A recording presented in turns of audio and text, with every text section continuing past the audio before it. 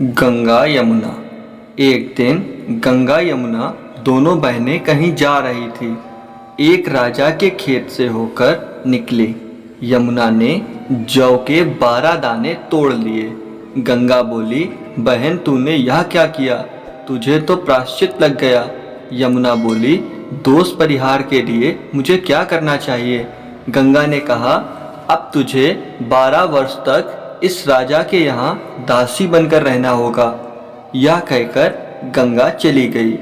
यमुना राजा के यहाँ पहुँची और कहा, मैं तुम्हारे यहाँ काम करना चाहती हूँ। रानी ने पूछा, तुम मेरे यहाँ क्या काम करना चाहती हो? यमुना बोली, बस 4 काम छोड़कर बाकी सब कुछ करूँगी। रानी ने पूछा, कौन से 4 काम? यमुना बोली, मैं दीपक नहीं जलाऊंगी, सेज नहीं बिछाऊंगी, झाड़ू नहीं लगाऊंगी, जूठे बर्तन नहीं धोऊंगी। राजा रानी ने उसकी शर्त मंजूर कर ली और उन्हें अपने यहाँ रख लिया। इस प्रकार 12 वर्ष यमुना राजा के यहाँ ही रही। 12वें वर्ष प्रयाग में कुंभ पड़ा। राजा रानी कुंभ स्नान करने को चले।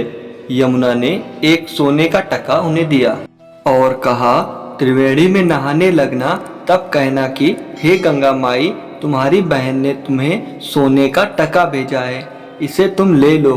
अगर गोरी गोरी बहियां और हरी हरी चूड़ियों वाला हाथ गंगा जल में से ऊपर निकले, तब समझ जाना कि यही मेरी बहन है। उनके हाथ में टका रख देना और जो वह कहें सो सुन लेना। राजा रानी ने वैसा ही किया। जब गोरी गोरी बहियां और हरी हरी चूड़ियों वाला हाथ गंगा जल से बाहर निकला तो उन्होंने उन हाथों में टका धर दिया। तब आवाज आई कि मेरी बहन यमुना से कह देना उसके 12 वर्ष पूरे हो गए हैं, अब वह आ जाए। कुंभ स्नान करके जब यह लोग वापस घर आए तो यमुना से उसकी बहन का संदेश कहा। सुनते ही यमुना वहीं से सहस्त्रधारा होकर बह चली। अब तो इन राजा और रानी को बहुत दुख हुआ कि हमने यमुना जी से काम कराया। उनकी तो नींद भूख हर गई, खाट पाटी लेकर पड़े रहे। उधर यमुना जी जब गंगा जी के पास पहुंची तब गंगा जी ने पूछा, तुम राजा रानी को सांत्वना दे आई हो या ऐसे ही चली आई हो? यमुना जी ने कहा, मैंने तो उन्हें कुछ नहीं कहा। तब गंगा जी बोली, उन्हें धीरज बनाओ, वह भूखे प्यासे पड़े हैं।